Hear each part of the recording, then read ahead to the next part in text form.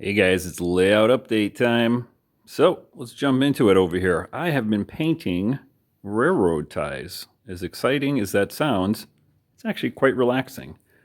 So you can see this section right here has been all painted up. And you can definitely see the difference between here, where nothing's been done. These are kind of covered. That's where my magnet used to be. And then these guys right over here. Looking real nice. I got like that section done and started working on this section all the way up to the turnout there. Brighten that up a little bit for you. But yeah, I think coming out real good. I've got a quick little video that I'm going to insert in here. We'll go take a look at actually what I'm doing and what I'm using to actually color them up.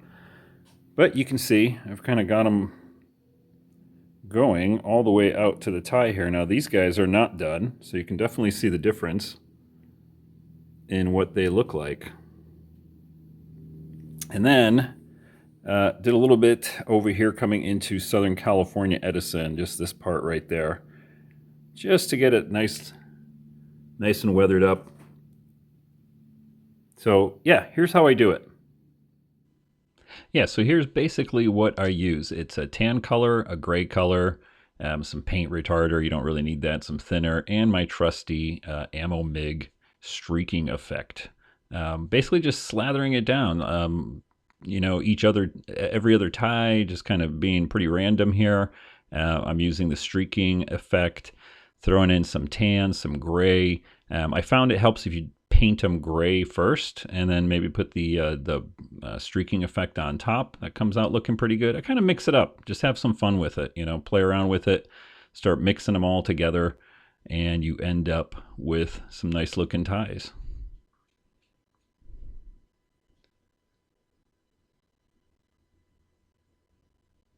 And here's some pictures. This is the before shot with nothing but just regular spray painted, and the after shot. Starting to look a little bit better there. I know I got to fill in the little nail hole. But yeah, this one here is just a little bit wet, but once it dries out, it looks real nice. All right, and got a few things for the layout here. So let's just let's go through some of this. Got a crew ready to go.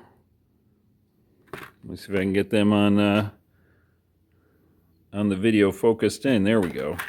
So yeah, got this Scenic Masters crew here.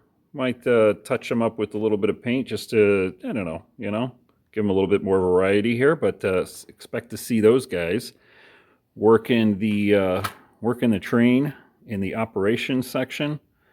And then, don't mind this little thing right here. This is just a cable. This is the cable for the SoundTraxx CurrentKeeper, which I got in my locomotive, and I've already put that in there. And I'll actually include a few photos of that too in a second here, because I did have a request from a user to like, hey, do a video on how you do it, but you basically just plug it in. So, but we'll take a look at it.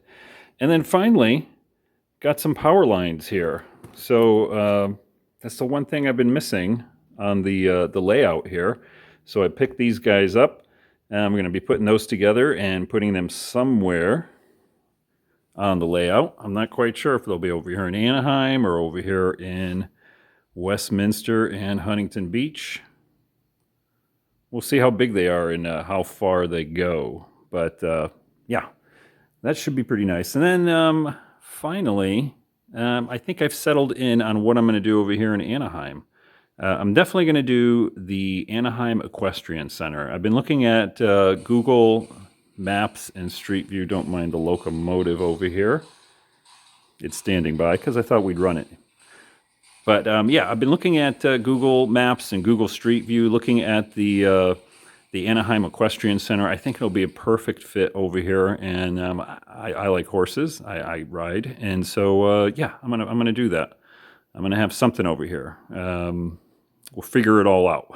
But anyway, I think it'll be a good fit here and a nice little transition from, you know, Cerritos and La Mirada over here, where it's pretty industrial looking. And then going into,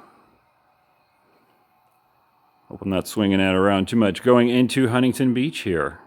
A little bit more industrial looking, but yeah, it'll be a nice little scenic area where the train runs right behind the the riding stables there. So let's go ahead and jump into the pictures of the CurrentKeeper install.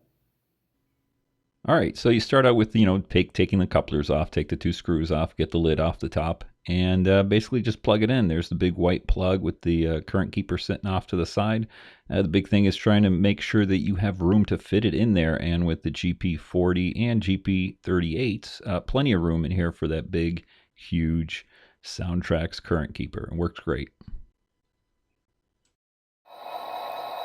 All right, guys, let's run this locomotive, and I will take it off the track and then show you exactly how long the CurrentKeeper lasts. So we'll come off the brakes here, we'll run it into the lumber yard, and then pull her off the tracks.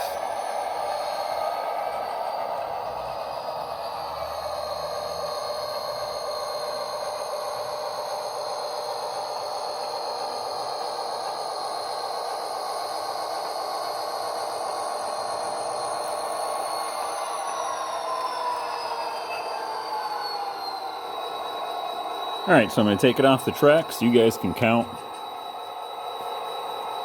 You can see it's still running. Lights are still going. Still going. Still going. Yeah, that SoundTraxx CurrentKeeper lasts like forever. I mean, it's nice and big. You just got to have the room in the locomotive to fit it in there, and there it goes. So you can see how long that was. And so, any little dirty spot on the track, no problem with that thing installed. Guys, I hope you like that. Don't forget to hit the subscribe button, hit the like button, hit the bell button, all that good stuff.